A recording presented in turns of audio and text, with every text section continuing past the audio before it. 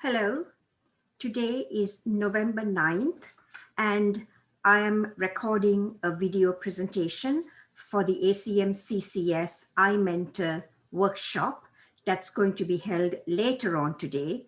This is a placeholder presentation just in case there is a technology glitch. I'm giving the open remarks for this workshop, and I would like to thank the workshop organizers, Professor Daphne Yao and Professor Elisa Bertino, for giving me this opportunity to give these opening remarks. And mentoring is very, very critical in one's career as well as in education. So I'm going to give a motivational example based on my personal story, how mentoring helped me, and also some suggestions. Okay, so I'm going to share my screen.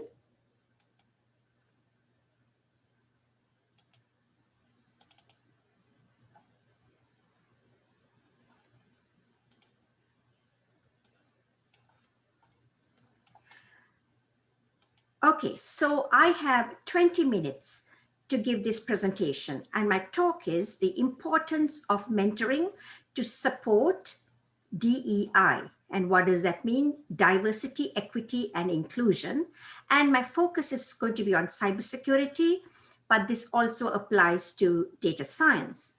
And so my presentation, the main part of the presentation is going to be sort of more motivational. And then I have some charts in the appendix. I don't think I'll have time to go through those charts in the appendix.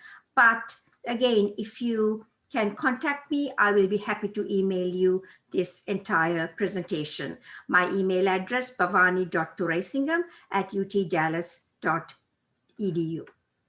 Okay, so I'm going to start with diversity, equity, and inclusion. Okay, so diversity is the representation of all our varied identities, right? The differences in race, ethnicity, gender, disability, sexual orientation, gender identity, national origin, socioeconomic status, caste, thinking and communication styles, your political preferences, your age. So that brings diversity, right? And what is equity? Seeks to ensure fair treatment, equality of opportunity, and fairness in access to information and resources for all. We believe this is only possible in an environment built on respect and dignity. And what is inclusion? To build a culture of belonging by actively inviting the contribution and participation of everyone in an organization. So the idea is to have every person's voice heard, because every person's voice adds value, right? And so where did I get this information? It's from Ford Foundation, and this is the link to Ford's position on diversity, equity, and inclusion. Now, practically, sort of every university now, I have noticed that they have statements on diversity, equity, and inclusion. But more or less, it means the same thing. Diversity, embrace everyone. Equity, sort of equal opportunity, fair treatment. And inclusion is to include different viewpoints and so on. Okay, so let's keep that in mind. And now I'm going to talk about mentoring. And then I will end with how important and vital mentoring is for diversity, equity, and inclusion to support DEI. Okay, so why is mentoring important in one's career? Okay, so as I said, I've got 20 minutes, so I'm going to go through it very rapidly. And then later on, I'm going to sort of do a complete recording very slowly of this entire presentation. And so I can also send you the link much later. Okay.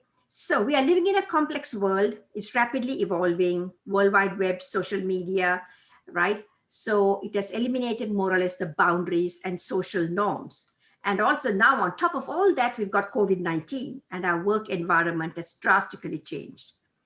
So there are many, many opportunities for us. We are very fortunate to be in such a sort of vibrant field, right? Technology, computer science.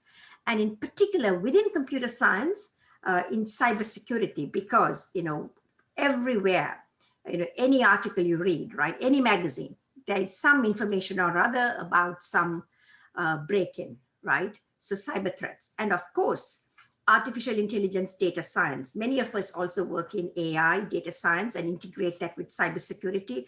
Both are very important fields, and they are also fairly lucrative fields. So we're very fortunate. But at the same time, the competition is extremely intense, right? Because many people around the globe, they are sort of working in computer science now and also getting into cybersecurity and AI.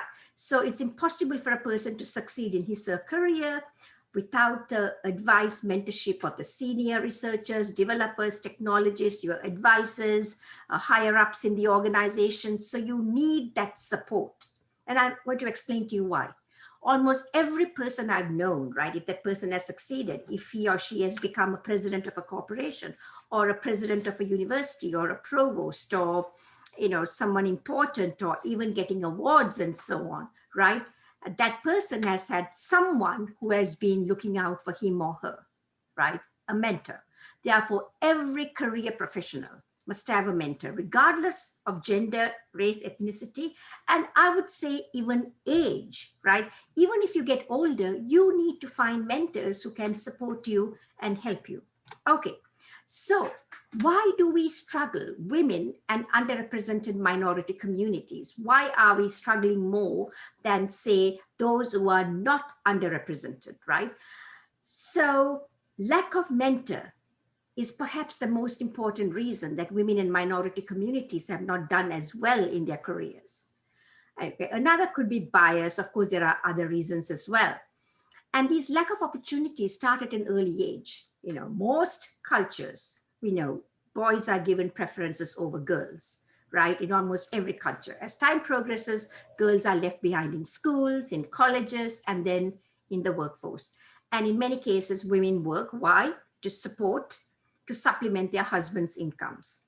So minority communities also have a tremendous disadvantage. It's often their parents are not as educated. Why? Because they were not given opportunities as those from non-minority communities. And so minority boys and girls also have a huge handicap.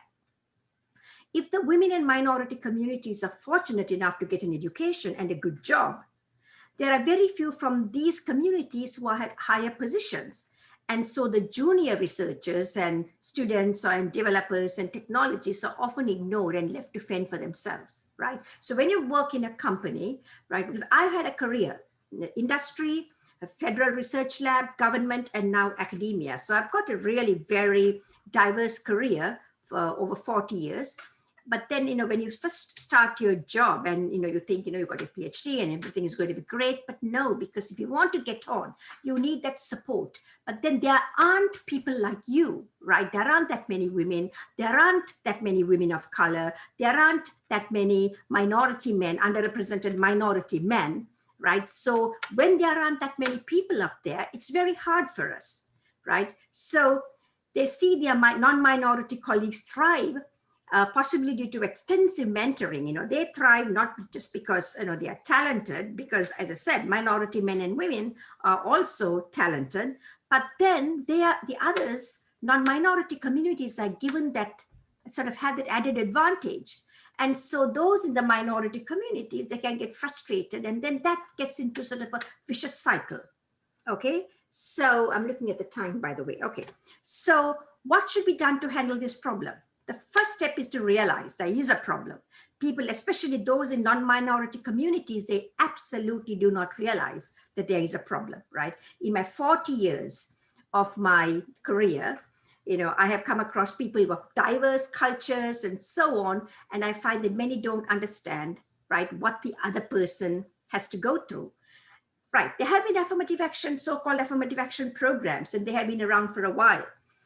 But these programs do not attempt to support the genuine growth of women and minorities, and have been frowned upon, right? So, because there are people who say, oh, she's in that position because she's a woman. Oh, he's in that position because he's from a disadvantaged minority community, right? It's not because they are technically very good, but that's not, really the reason.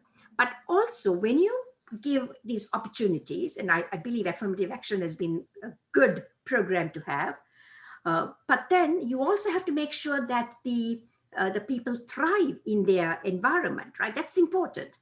Thanks to the Me Too movement and the Black Lives Matter movement, people are getting more educated about the problem. We must empower everyone, right? So I believe both Me Too and Black Lives Matter have helped the world, right, a great deal. As a result, there's much more awareness about diversity, equity, inclusion. It is not about giving a job to a person because she's a woman. It is about building a safe and inclusive work environment where everyone can thrive. I hope that these are not just words, that all of us can work together to handle the challenges that women and minority communities are faced with today. Okay, we must not only focus on the advancement of women, which is a must, we must also include every disadvantaged community, including African Americans, Hispanic Americans, Native Americans, LGBTQ, disability, and elderly. We have to go beyond our own gender and race, ethnicity, and help everyone to succeed. Okay, now I want to talk about a personal story and show you how mentoring and people watching out for me helped me. So back in the early to mid 90s, I was in my mid to late 30s and thriving, doing good technical work. The general impression was Bhavani is very good in her work, to my outstanding publications and the ability to establish projects, including getting funding. Then there was a highly visible position opening up at work, and I was quite interested in it. I felt that I had all the best credentials, but hardly anyone thought of me as a contender. And I would say that's because of that could be because of unconscious bias. Fortunately, there was a lady, and I don't want to mention names here. She worked with me, only a few years older to me. She recognized my talent and my capability, and she was a strong supporter, recommended me for the position. That was one good thing. She was not my mentor, but she was there. She worked with me, and she really felt that I was very good. But there was another person, and let's call that person X. And so X was also competing for the position. And I was told by this lady, the one who supported me, that X supporters were undermining me, right? She heard comments like, oh, Bhavani is a loner, Bhavani is not a team player, Bhavani is not that great technically, even though my research published in top tier venues was far better than others, and I was leading multiple research teams. So my managers who wanted to for me to get the position, they were puzzled. Why are these people making these comments? They did defend me. But this lady felt I needed to provide more evidence of my excellence. And that was not enough. Just doing great work, getting in projects and managing them and publishing, that wasn't enough. I had to find something more. And I was fortunate that I had this lady. If not for this lady who wanted to support me strongly, I would not have known anything about the problem. I wouldn't have gotten this position, right? I may not have gotten the position. And then I would have gotten frustrated. But once she told me, I acted. I contacted, fortunately, had a great mentor, Professor C.B. Ramamurthy. He passed away about 4 years ago. We call him Professor Ram from UC Berkeley. And we strategized for hours one evening. I talked to him and we talked like for about 3 hours. Okay, so very quickly. So I then requested my sponsors who were very high up in the US government. So I was working for them on a number of projects. They wrote support letters. I also asked someone higher up in the organization because he had known about my work to support me. So within a week, my main boss, who really wanted to help me but was puzzled about all these comments coming out, got numerous letters from various important people. So he was wondering, why are all these letters coming? And they were just simply outstanding letters. And I'll tell you, I did not tell them what to write. I said, just please write to my boss and just say what you all think about me. I was in my research and development efforts. They said what great work I was doing, what an asset I was to them, and what a team player I was. Okay. They also mentioned, in addition, they went on, and I posted one of those letters, by the way, on my website. Just one letter from fairly high up person in an agency. So he said I was a mentor to someone of the junior researchers in the agencies who were beginning their careers, and they were in their, and these guys were in their mid-20s, right? That I really supported them and worked with them. So my boss was very pleased and he made a strong case for me and I got the position. I was around 38 at the time. And the position was really crucial for my career, right? Soon after that, thanks to Professor Ram, I got nominated for awards like IEEE CS Technical Achievement, IEEE Fellow, which I received, and that propelled me to huge career success. Today, I have a very strong support team with great colleagues, and two of them are here, Professor Elisa Bertino and Professor Daphne Yao. And so thanks to all the support I've gotten, I'm now a fellow of ACM, IEEE, AAAS, NAI, and I've been named one of 500 most influential people in DFW. I'm not trying to brag, but I'm telling you how mentoring has helped me. Close to 7.6 million people live in DFW. It's by the DCEO, it's a major magazine in DFW. Okay, so what lessons have I learned? I was very fortunate because this lady happened to be working with me and was senior to me. And so together we strategized what to do. So if she had not been there, I wouldn't have even known what was going on. But we cannot just depend on luck, right? So we have to make an effort to get a mentor from day one, regardless of whether we are in high school, college, or in the workforce.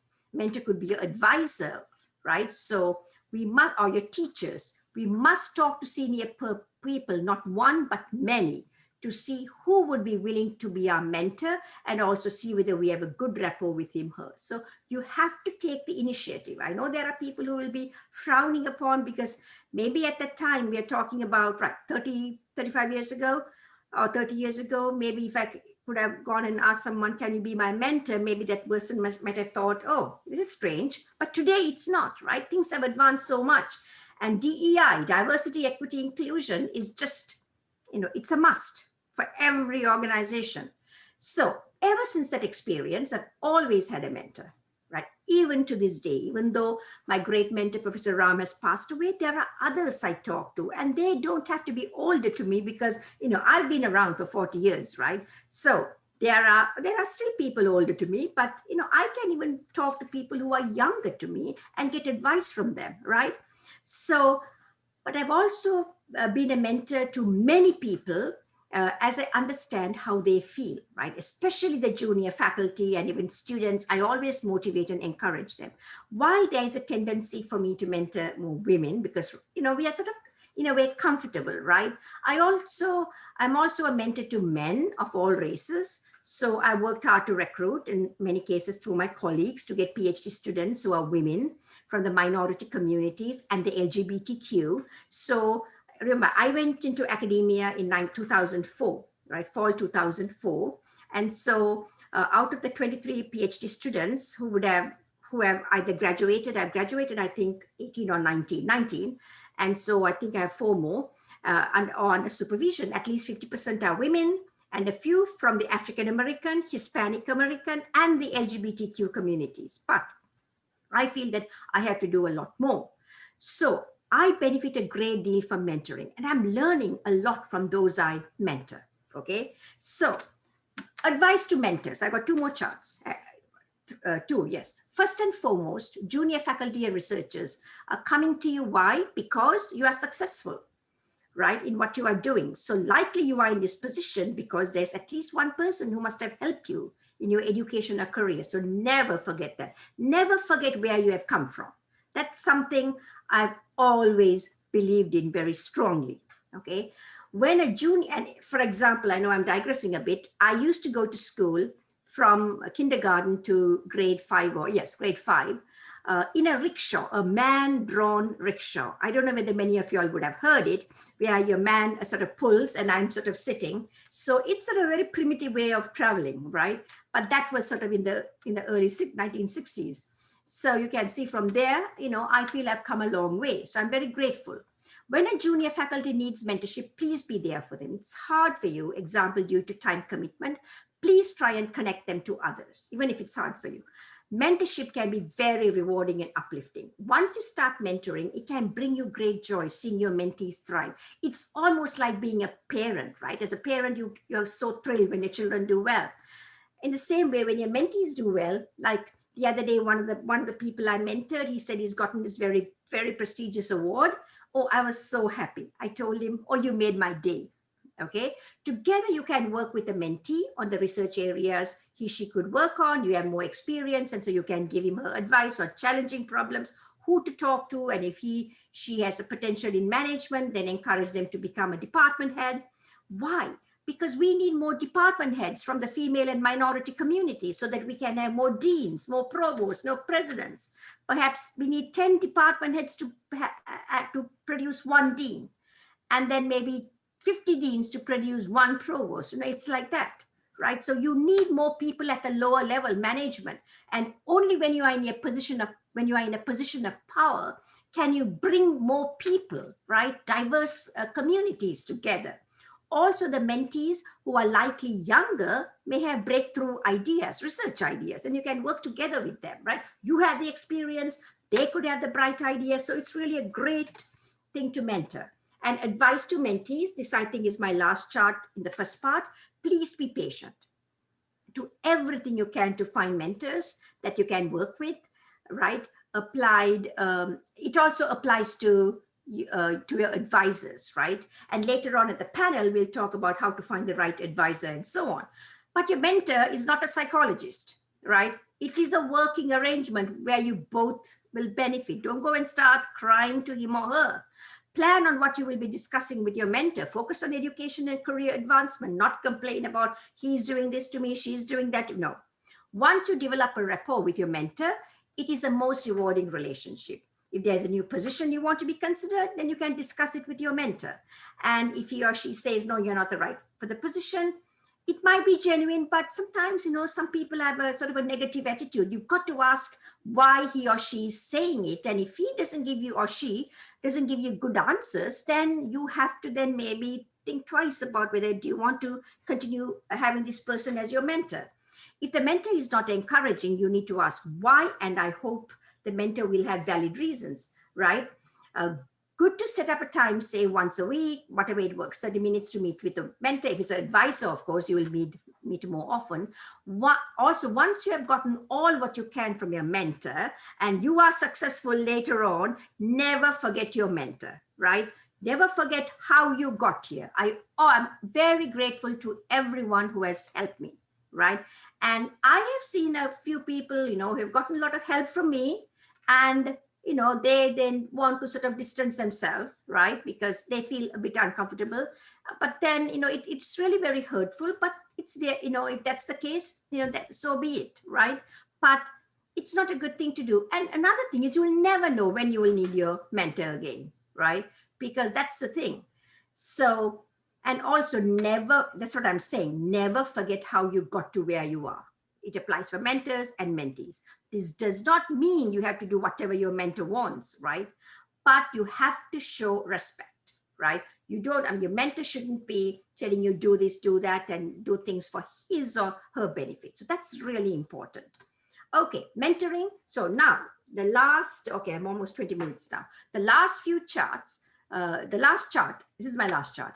Mentoring. Okay, now that we are talking about mentoring, I started with diversity. So mentoring is crucial for diversity, equity, and inclusion, because organization must have policies for diversity, equity, and inclusion. However, we cannot just arbitrarily bring in people, right? Otherwise, you can just bring everyone going, driving on the street or walking, say, oh, come and join my company. No, you've got to really, bring people with diverse backgrounds, but they have to function. They must have the skills. That is crucial, because you don't want people to say you are there only because you're a woman or you are from a disadvantaged minority community or underrepresented minority community. So you got to give the person the skills, multiple dimensions, whatever as needed, technical, management, leadership. Good mentoring will enable a person to understand the culture of the organization, what it takes to succeed, and then pursue a plan of action, such as taking courses, working on degrees, taking on more challenges. This will in turn enable the person to compete at the highest level at the job. The organization must ensure that every individual is given access to the mentoring support and any other support needed, regardless of the person's background, gender, race, age, so that she can succeed and be considered for awards and promotions, right? So sometimes I've heard people say, oh, I brought her because she's a woman and these women are not performing, they cry, for the slightest thing. You don't want that. Why? Because that these women haven't been mentored. They must have talent, right? For them to have been at least hired. You don't, as I said, you don't just bring a person from outside, just walking on the street and drag that person. No, you have to mentor and nurture that person. That's why mentoring is so important. That is, mentoring is essential to support diversity, equity, and inclusion that really works, because you want these DEI to work for an organization. Similarly, an organization supporting DEI must ensure that every individual gets strong mentoring support for career advancement, right? And also, we need domain-specific mentors, right? So if you want to work in cybersecurity, you need to find mentors in cybersecurity, right? Because they really understand the field. Similarly, data science, AI. You don't need generalists like psychologists, right? Psychologists are sort of good because they understand your mind, but only those working in your field really understand what you need to do to advance in your career. So a psychologist may not know that you have to publish in ACM CCS. It's a top tier publication to get on, right? So, but a cybersecurity specialist would know. So you need to find domain specific mentors. And that finishes my opening remarks. I've got a few more charts about why a career, 10 reasons why a career in cybersecurity for data science, for female and underrepresented communities, and why we need more women, underrepresented communities in both cybersecurity and data science. But anyway, I'll be happy to share this presentation with you. Please give me email, and thank you very much again for inviting me to give this opening address. I think I finished, yeah, it took a little longer. Anyway, thank you very much. So I'm going to stop sharing the screen.